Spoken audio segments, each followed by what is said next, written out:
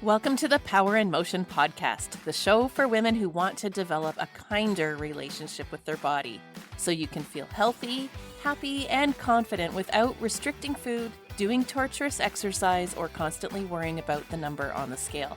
I'm your host, Kim Hagel, size-inclusive fitness specialist and certified non-diet health and life coach specializing in body image. This podcast is here to provide weight-neutral, health at every size aligned information and coaching on sustainable habits and mindset shifts so you can feel your very best in the body you have right now. Let's lace up our runners and go for a walk while we chat. Well, hey friends, and welcome back to the Joyful Movement Show. This is episode 79, and I'm your host, Kim Hagel, certified personal trainer and body image coach. And today we're joined by a special guest. Her name is Kimberly, and I know you're going to really enjoy her story.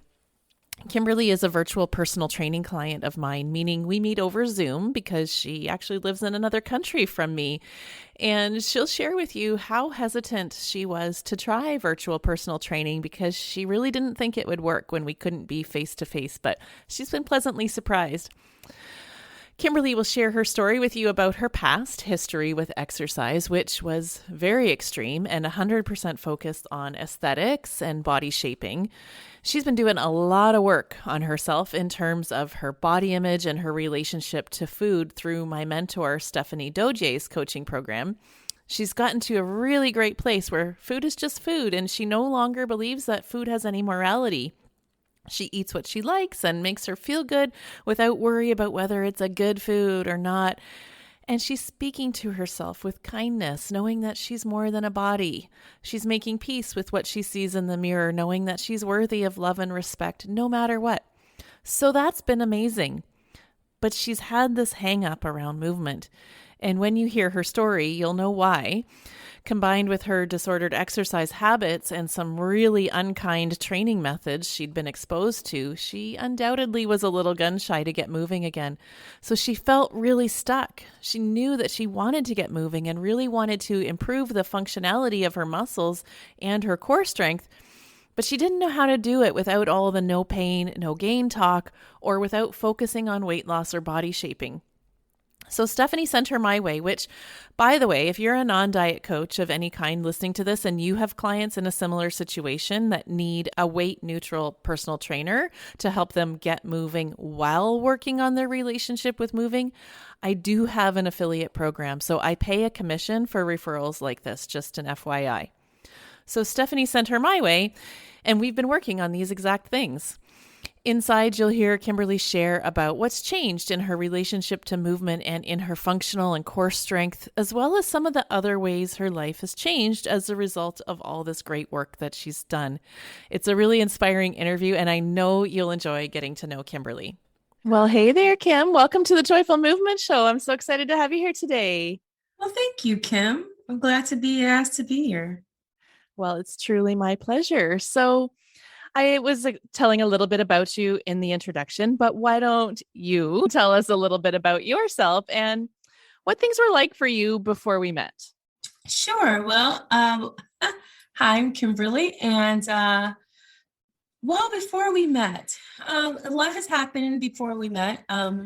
Transitioning, I moved and left the area for where I was. Pretty much I lived my entire life, relocated, and was kind of struggling and trying to figure out how to maintain those social as well as routines. And part of that was working out. And, prior to that, as you and I were brought together, working out has been such a constant in my life. Mm-hmm. And I was thinking about this when you asked me to talk. I was like, what was it like in my life when it comes to my working out and my health? And where did I start this interesting path down this world of health and wellness and so forth? And I remember I went away to summer camp one year. I think I was 13. Mm-hmm. And I come from a home where I had a loving parents, but they put their own values on you, I guess you can say, and eating was something that was seen to be like, don't be overindulgent, because they saw the exterior of it, not the health. And so going away to camp, I remember being like free. And this was a summer camp where I was gone for 6 weeks. And I would eat ice cream from the local ice cream shop like pretty much every day. I ate where I want, pizza every night. It was like I was finally like I had this this release, but I gained a lot of weight. Okay. So by the time I came home, I was much heavier. And that was the first time I was put on a diet and a workout program where I had to go and do working out, and I would do that on a weekly basis. And that really started that initial relationship with my body and working out and eating and correlating those three together. Went to weight loss programs and did all that. And I remember that the catalyst for it was this going away to camp, because I was always athletic. I swam. I was a swimmer. I was a competitive swimmer. But I just did not, when I was out of sight, out of mind of my parents, I just felt free to eat what I want. And that really began this spiral that I feel like I've been trying to figure out for the remainder of my life so far. And so when you and I met, I was doing this, I've been working on myself with doing some mindset work and really understanding cognitive behavior and working through my thoughts and how I have had this mindset around my body and eating and putting value to that, to a point where I could no longer work out. I didn't have that same interest in working out. I was afraid of working out because I was correlating, well, am I working out because I enjoy it, or am I working out because of it's a part of me trying to manipulate my body to get back into a smaller size? Because over the pandemic, I had gained weight. And a lot of it was stress. I mean, we all had our own ways of relieving stress. And in my way of relieving stress, it was really caused weight gain. And having to kind of go back to, like, I felt like I was going back to square one, where I did all this work. I lost all this weight. I had this workout routine. I was very, fit in my mind. And now I'm back to square one, and I didn't know what to do. And so working through that, and understanding my relationship with food and recognizing that food is just food and not a value statement, I then had to navigate with looking at myself in the mirror and being comfortable seeing what I'm seeing. And how did you correlate that back to being physical? Yeah. Wow. Thank you so much for sharing your story. And I know that lots of people could relate to that. And the first thing that jumped out to me was, it was around the age of 12 when all of this started for you. And I think that's a very common age for almost all of us who struggle with our relationship to food or body image on some way. That seems to be the age when we internalize messages that we hear about our body. And as you say, that experience at summer camp gave you a glimpse of what it is to be an intuitive eater and an intuitive mover. And you just were able to eat and be athletic and have fun and not worry about how those things affected your body. But then returning back home, and then weight gain had happened, and that meant something to the people that you associated with. And then it started to mean something about you, or you internalized it to mean something about you. So therein begins the lifelong battle of trying to control the body and find your worth inside a certain size and shape. And so you started to peel back the layers of how dieting had affected you. And so you're gradually undieting your life and looking at your relationship to food and looking at what you see in the mirror and what you're making those images of yourself mean about you. And like most people, exercise is the next step, right? It's like, how do I engage with exercise now that I have undieted my mindset? What do I believe about exercise? Right. And I mean, here's the thing. I always enjoyed working out, and I was a swimmer. Mm-hmm. So swimming I loved, and I truly enjoyed it. And so going from that to like now working out is more of a regimen. And I shared, a few years ago, I was at my apex, right? I was at this, what they will say, ideal weight and size. And that was working out at least 3 to 4 hours a day. Wow. So I will get up in the morning, get up at 4:30 in the morning, go work out, take a couple workout classes, go to work, come back and work out that evening. Wow. And I would do that almost 7 days a week. And I bet you were praised for it too. Oh, well, yes, because as you can see, I had muscle, I was smaller, I was definitely more defined, and I was like, I was losing the weight, but I wasn't really losing weight. What I was doing is I was burning muscle. Mm-hmm. And so there was a point where things in my life transitioned where I did not have the luxury of time to do 4 or 5 hour workouts. And I was eating like pretty much when I look at what I was eating then, I would say that that's not even a snack worthy of a snack. It was just like minuscule of food. And I was eating that. And I was like, so that was in my mind, I was nourishing. Yeah. And I worked out and I injured myself. I had multiple injuries, sprained an ankle. I had a rotator cuff injury, all because I wasn't doing the maintenance part of working out, which is the functionality part of working out. I was just focused on doing whatever I can to get to that extreme weight loss. And Yeah. Plus, that's a lot of activity. Like it's overtraining, really. Like 4 or 5 hours a day, that's overtraining. And that really does increase your risk of oh, activity combined with underfeeding.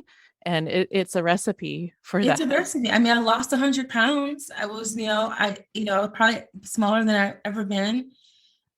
But it was also that pressure, and that felt like if I didn't do it, I was failing someone. I was not living up to, you're not being dedicated, the determination and discipline, Yeah. the 3 Ds. I just felt like at some point, and then I ended up at a time I couldn't do it anymore. I left that place, and then I was stuck, and I was like, I don't know what to do. And so I kind of like was wandering, and then I found another location, another gym to where I was able to, I felt more in line with what I was in my mind at that time. And they were talking about functionality and maintenance and doing things in a way that's more. But then I realized this became a regimen too. I was going into that space. Now, mind you, if you're really talking about movement should not be painful. No. And it should not be stressful. And I was getting both of those.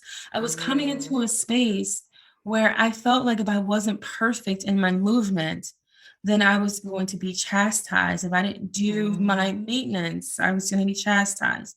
And there was a point where I had an injury, and I modified working my workout because I couldn't do static or dynamic runs. And so me and that coach, had some words, and I ended up leaving the gym because I was like, I have enough stress at work. I don't need to wake up in the morning coming into a space of stress. And that just spiraled me into more of I want to do this, but am I doing this? And I'm working on myself. I'm trying to understand my thoughts. I'm trying to understand my relationship with food. And then I have this extra component that I don't know where it fits in. Yeah, like suffice to say, with all of the history that you're sharing with us here today, suffice to say your relationship with exercise was pretty loaded. Woo! Pretty loaded, right? Like there were a lot of messages received. There was overtraining going on. There was no pain, no gain mentality. There was like superiority complexes, I think, with coaches telling you that you weren't doing things right or not good enough, and that you'd be berated and chastised if you didn't do it their way on their schedule and their timeline. So no wonder you're a little hesitant to return to the world of movement as you're unpacking all of these beliefs that you have about health and weight and yourself. Yeah. Yeah. So It's just a lot. it is a lot. It's a lot. And you're not alone. Like this is pretty common. Unfortunately, the fitness industry does a really great job of alienating people, which is the exact opposite Well, effect that we should well, be having. and here's the funny part about it. So I'm doing this work around eating, right? Intuitive eating, understanding that, really accepting, embracing that mindset. And the reality is none of my clothes fit. I look at my body, it's not what I, want to look like in the sense of what I'm going to use the term quote loss.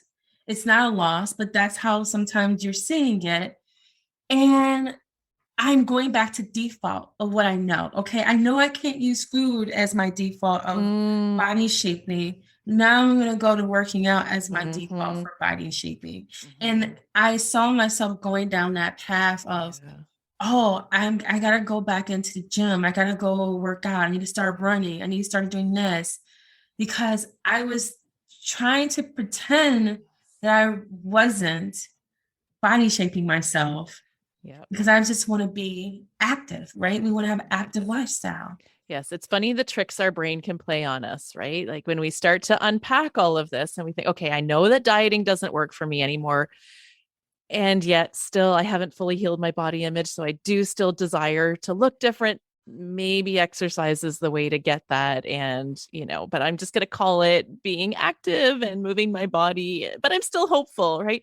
And I think that's a very common pitfall of the fitness industry and where we have some really sneaky messaging within the industry where we promise such things. So, okay. So with all of that said, it sounds like you had enough awareness to know that you you really didn't want to go down that path again where you were tying your worth to how you looked and exercising so many hours a day and being shamed and blamed. So what were you looking for? What prompted you to kind of look into personal training? Yeah. So I was working with another coach about my mindset, Mhm. and they noticed that I was not in the same office that I was in previously.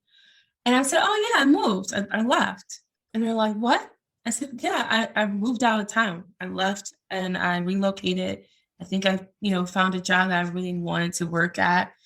And then I started talking about things that I, started doing. And I was like, but I still have a nut to crack. I need to figure out how to get my body functioning again in a way that I can incorporate some structural workouts, but I'm not thinking about it from the standpoint of my body, but thinking about it from the standpoint of my health. Mhm. Because I did realize that I was achy, my hips are out of alignment, I'm not stretching properly. I'm not doing so I did know like there was some effects to not working out and that I needed to have someone to kind of guide me back in and more guiding, not, dictating or like I'm not using, working out, especially with you. It's more like it's a way of reteaching and relearning and just kind of reaffirming the principles I always knew was there, but I had like all these pressures put on me. And so when we had connected, I think I was very clear, like, here's my past trauma around working out. Mhm. And I had attempted even prior to you finding a home gym where I'm at now, where I was like, here are my traumas that I had experienced working out. I don't want to trigger those. And I started getting triggered and I left. And when I walked out that door and didn't look back, I knew I was finally understanding and grasping my mindset around working out. I said, no, Yeah. this is not healthy for me, and I didn't go down the pathway. Well, let me see what happens next week, or maybe if I do this differently, maybe I knew immediately. I saw warning signs of triggers, and that's when I came working to you and you recognized that immediately. Yeah. Oh, well, thank you. That's very kind of you to say. Can you, not to point fingers at anyone, but can you give some examples of those triggers and those red flags that you noticed? And good for you for like acknowledging yourself and just saying no. Right? Like Mhm. this isn't going to work for me and just saying no, not trying to justify it or think it's going to get Yeah. better. You stood up for yourself. But I'm curious to know what those red flags were, not so much to point fingers, but just for our listeners Right. or for fit pros who are listening to go, how are these messages being heard and received on the other end? Right. So here's the thing. Working out shouldn't be painful. Period. Yeah, I agree. It shouldn't be.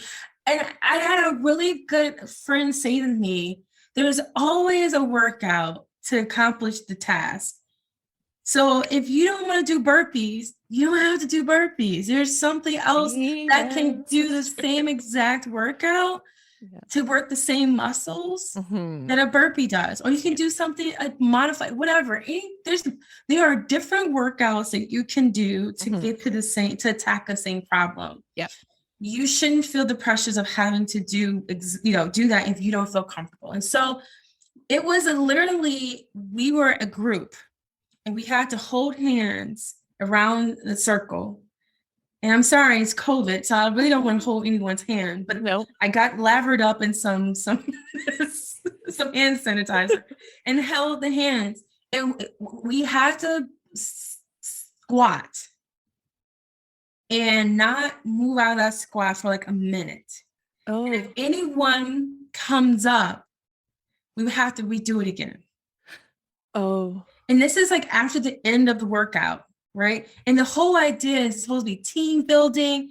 And I literally took the hand of the gentleman I was holding, and with all my strength, I kept him held down because I can see he was trying to his strength was trying to break and he was trying to get up. And I literally was holding him down with the strength of my arm. Because you didn't want to start that all over again. Nobody wanted to start over, right? And so that was the first sign of like, why are we doing this? This is, first of all, I haven't worked out in 3 months, so I don't have the stamina built up to sit around and hold in a circle. And plus, I know how to do proper posturing to squat so I don't start to struggle. But that's a training that someone teaches you how to do, not is innate. But the final straw was we were doing a strength class and we were doing bench presses. And I had added more weight, and I know my max number. And so I added some more weight. And I got to a point where I knew I couldn't hit that max rep because of the weight that I had. And so I wanted to put the weights down. And the trainer came over and grabbed the bar and said, no, you're not. And start assisting me with pushing up the weight, even though my body has signaled, you're done.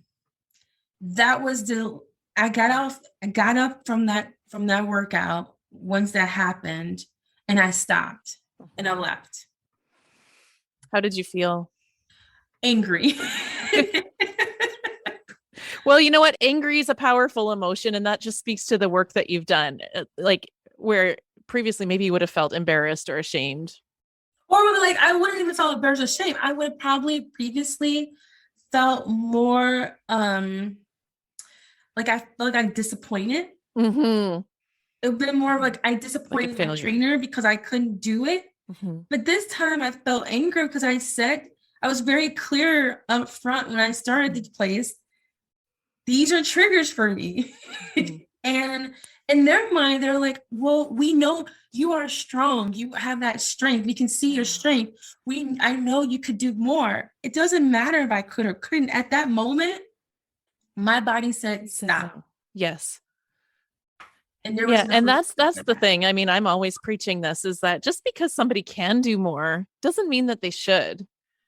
Right? Like every workout doesn't have to be a progression from the one previously. It doesn't have to be a PR every time, right? We have the opportunity to listen to our body and show up as we are in every workout. And even if you don't lift a weight, it's still a productive movement session. Yeah. And it's about functionality. I think working out with you and, I was very apprehensive about creating space in my house for working out. And I think as you and I started building this relationship around, how I look in my space, as you know, I got very excited about building out my dedicated space to working out. And it's more because I looked at it with joy Yeah. and not with an obligation.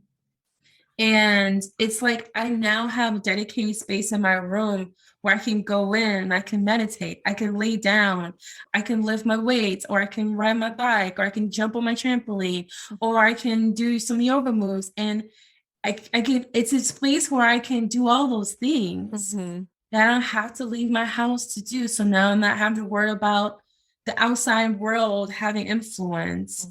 And it brings me joy, right? And that's all I wanted. Yeah. So would you say that you have started to find some joy in movement again? Oh, definitely. You know I have. Yeah, I don't. I'm going to tell our listeners. Yeah. And by the way, I just want to say her home gym is like Pinterest worthy, folks. Like most of my just virtual personal training clients, I was saying today, like they might have a band and a bottle of vinegar to use as a weight, but you've got like, it's just decked right out. I love it. I know, but and as I said to you this morning, like all of these what I have in front of what I have in the space wasn't something where I spent thousands and thousands of dollars. It was things that I had over time that I collected and put in boxes because I was kind of like, I didn't want to touch it, or, it had another connotation to it. And so I always had it. It was just, I never utilized it because I would take it to class. My classes require all these bands or all these other things. And then COVID happened and, you build your little mini gyms. And so, it took me a long time to convince myself to get a cycling bike because I used to love cycling before I went through this crazy workout routine. And I was kind of concerned that if I bought this cycling bike, would I use it? Or was it a fade? And I can tell you, I was so happy to get it. And when I started getting back on cycling again, I was like, yeah, I really like cycling. Like I did enjoy it. Like it's a great 10 minutes, 20 minutes. I haven't gone past 20 minutes and that's all I need, Yeah. And we can forget how much we enjoy an activity when we're so focused on calorie burning, weight loss, body shaping. And when our thoughts become so obsessive, we can lose all the enjoyment out of the activity. So yeah, like as you say, it takes time. Like usually there's a full stop that has to happen where then we reflect and evaluate on what we were doing and what we were believing. And then we start to like miss certain things and we work them back in, right? Or you bring that equipment back in that you liked, that brought you joy, but now you can do it in a different way. That's not about body shaping. It's about being in your body and having a good time and getting those functional strength goals that you really are after.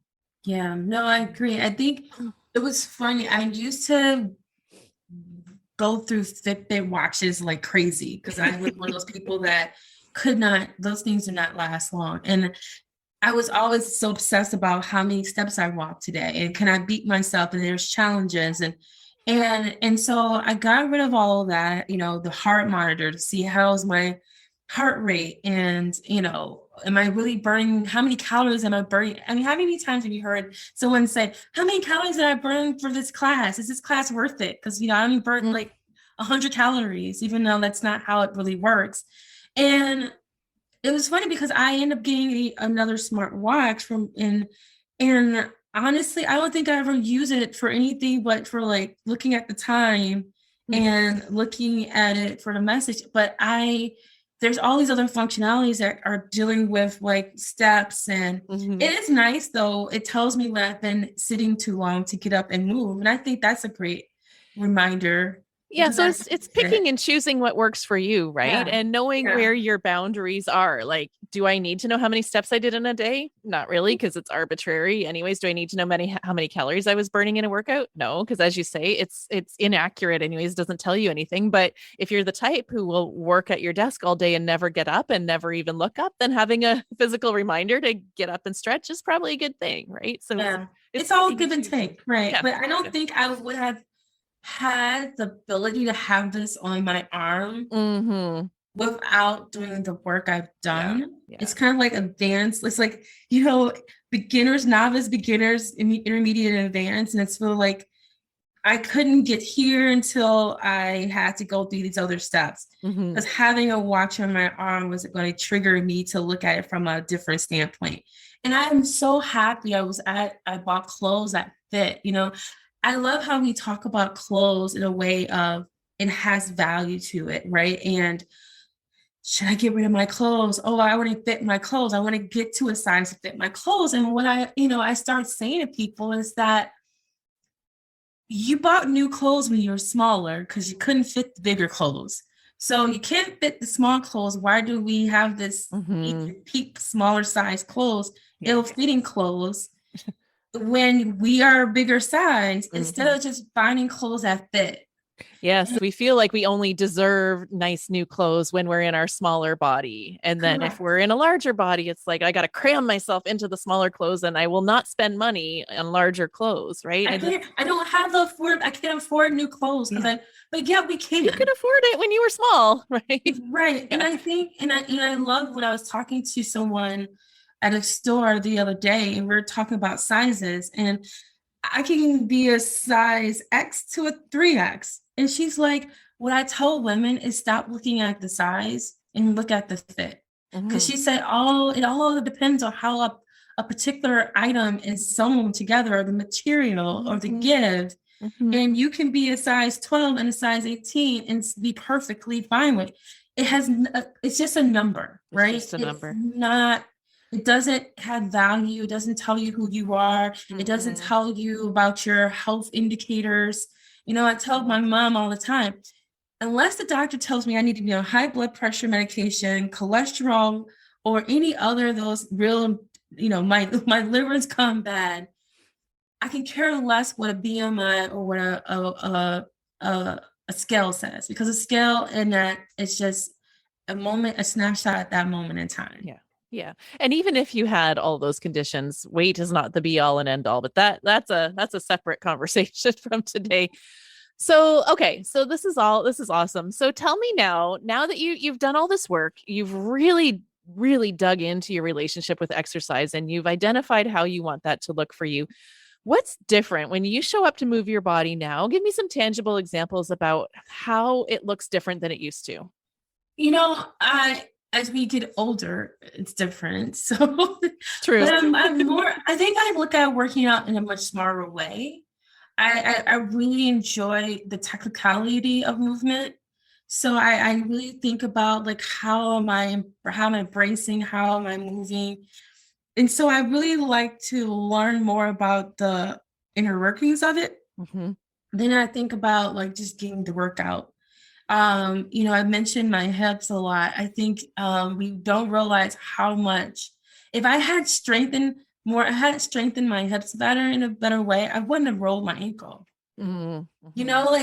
Things happen because we don't realize our body is so interconnected.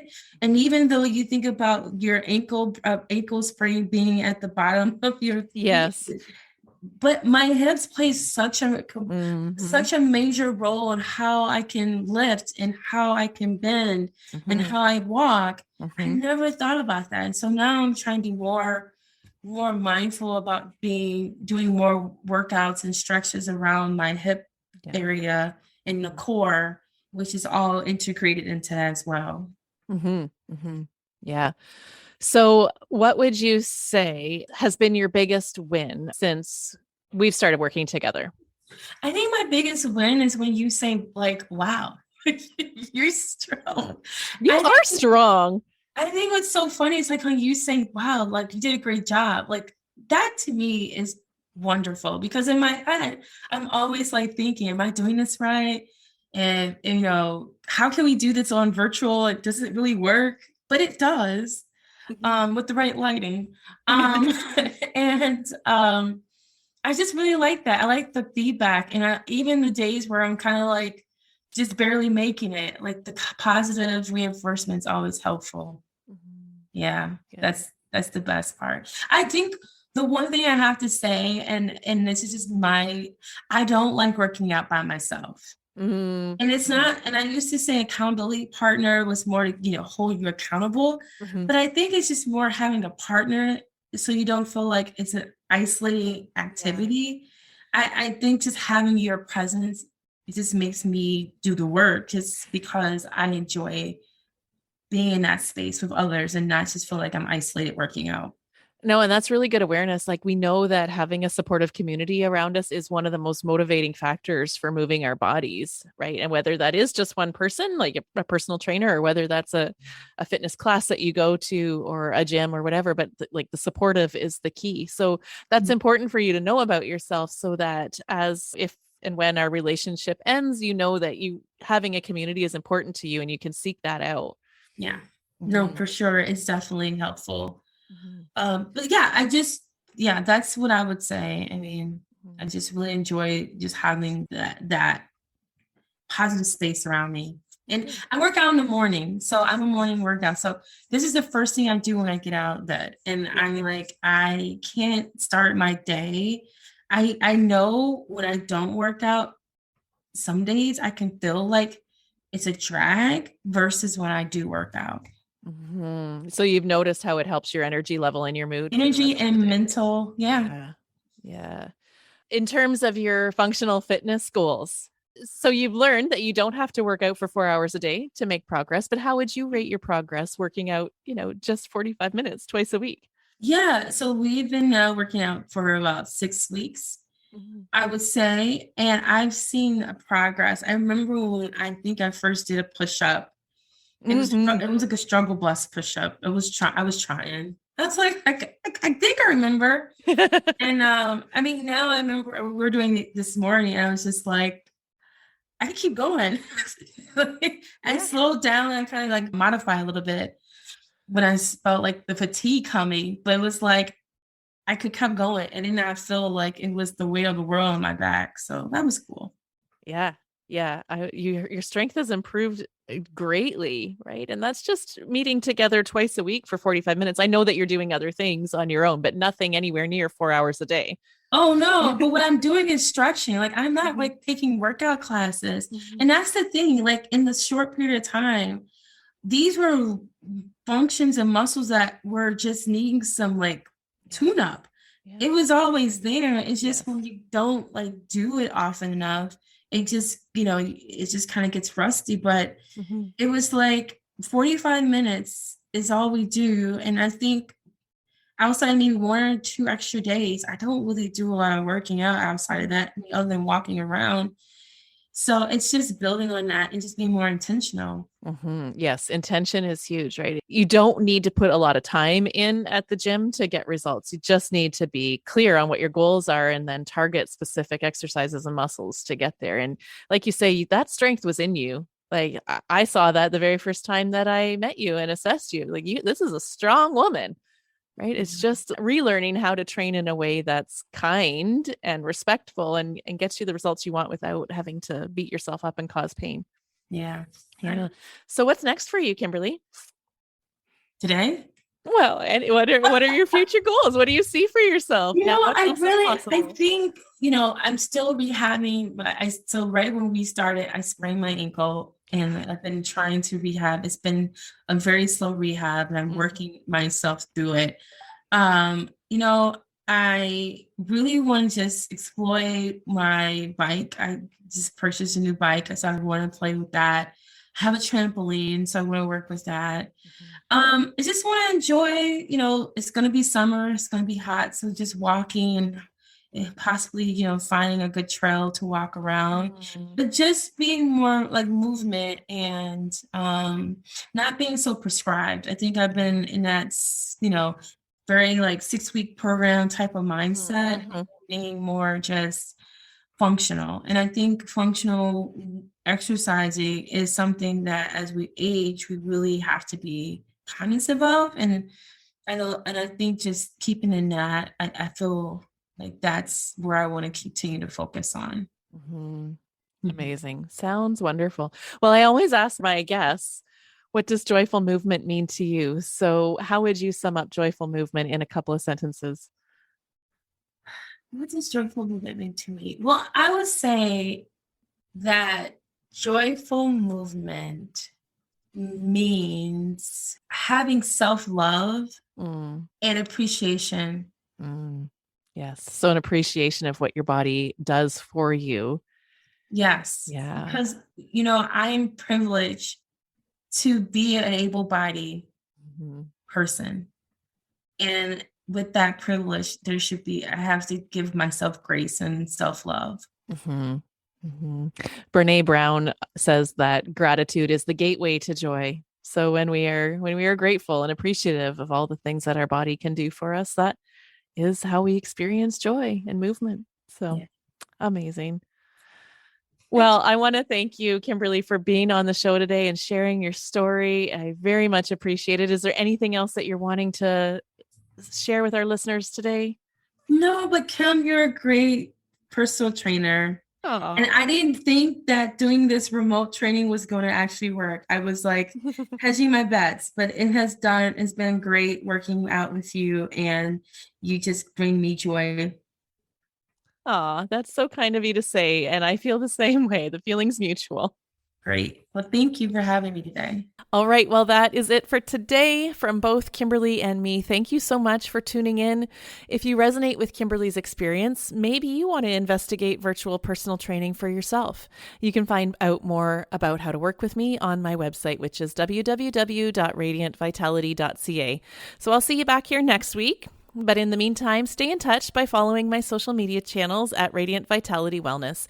I hope you have a great week that includes some joyful movement. Be well, and here's to your radiant vitality. Thanks for tuning into the Power in Motion podcast today. If you love what you're learning here, then I invite you to take the next step of embodying these concepts into your own life so that you can live your healthiest, happiest life and never again feel held back by your body. Coaching is the fastest, most efficient pathway to taking what you know in your head to actually applying it and seeing results. Whether you're looking to make changes around movement, food, body image, or all three, I'm here to help you nurture a kind, respectful, and trusting relationship with your body so you can feel your very best. Click the link in the show notes to book a free consultation, and together we'll uncover what's getting in the way of you having the results you want. You'll leave this call knowing exactly what you need to work on, and together we'll explore whether one of my coaching offers is a good fit for you. I can't wait to meet you.